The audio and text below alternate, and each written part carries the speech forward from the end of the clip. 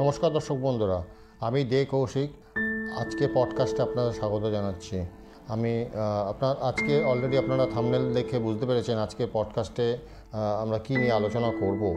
আজকে মিডল ইস্টে এই ইসরায়েল এবং ইরান এবং সারাউন্ডিং যে লোহিত সাগরে যে কনফ্লিক্টটা চলছে অলরেডি, তাতে যে একটা প্রাক যুদ্ধকালীন অবস্থা তৈরি হয়েছে এবং রিসেন্ট আপনার এম্বাসিগুলোতে অ্যাটাক এবং তারপরে ইরানের তরফে যে অ্যাটাক হয়েছে ইসরায়েলের উপরে, তাতে টোটাল এই অঞ্চলে যে যুদ্ধকালীন পরিস্থিতি তৈরি হয়েছে তার যে এফেক্ট, সেটা আমাদের ভারতবর্ষের আর্থ সামাজিক এবং বৈদেশিক বাণিজ্যের ক্ষেত্রে কীভাবে পড়তে পারে সেই নিয়ে একটা বিস্তারিত আলোচনার মধ্যে আমরা আজকে যাচ্ছি।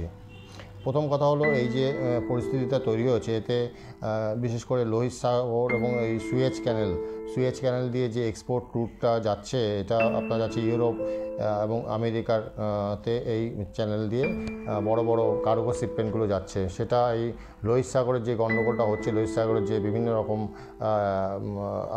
ইনসিডেন্টগুলো চলছে, জাহাজের ওপর অ্যাটাক হচ্ছে, দস্যুরা পণবন্দি করে নিচ্ছে আমাদের বিভিন্ন জাহাজের নাবিকদের, তার ফলে এই টোটাল আন্তর্জাতিক বাণিজ্য এফেক্টেড হচ্ছে এবং আমাদের ভারতবর্ষের একটা মেজর পার্সেন্টেজ অফ এক্সপোর্টটা এই লোহিত সাগর এবং সুয়েজ ক্যানেল দিয়ে ট্রানজিট হয়।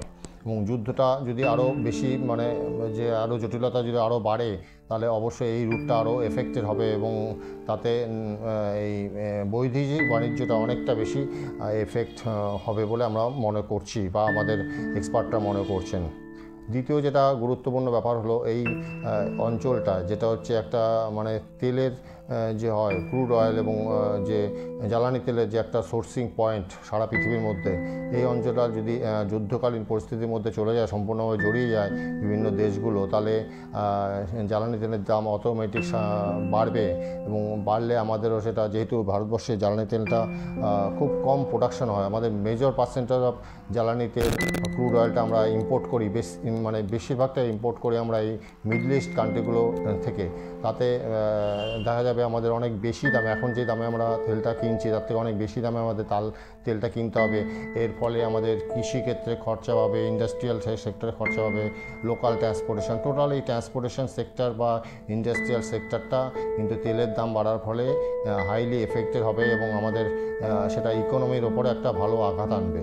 এবং আরেকটা বড় কথা হচ্ছে, যেটা আমাদের বর্তমান যে এক্সপোর্ট হচ্ছে, তাতে মিডল ইস্টে বিভিন্ন কান্ট্রিতে আমাদের যে পরিমাণে এক্সপোর্ট হচ্ছে, বিশেষ করে এগ্রিকালচার প্রোডাক্ট এবং অন্যান্য প্রোডাক্টগুলো, সেই প্রোডাক্টগুলো কিন্তু এখানে যদি যুদ্ধটা বেশি একটা জটিল আকার ধারণ করে বা খুব বেশি ভয়ানকভাবে একটা জায়গা তৈরি হয়, তাহলে কিন্তু এই আমাদের যে এক্সপোর্ট হচ্ছে এই পার্টিকুলার এই রিজিয়নটাতে, সেটাও একটা এফেক্টেড হবে।